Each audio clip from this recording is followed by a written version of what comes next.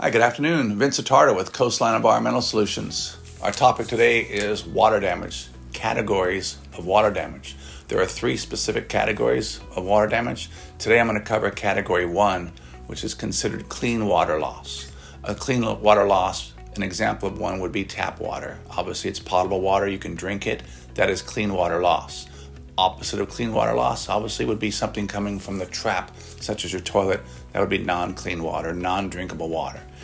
Rainwater also you would think is clean until it hits your building materials. It's actually not a category 1. So category 1 is very limited to clean potable drinking water. However, when it sits in or on the substrate, such as the carpet or the ceiling walls, and it has a chance to dwell, meaning sit there for at least 72 hours, it's no longer considered clean water, it's considered non-clean.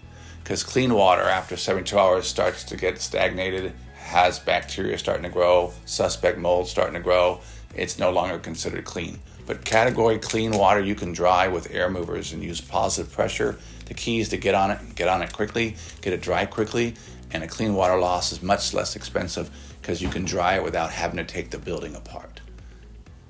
Have a good day. Keep us in mind for any of your water damage needs.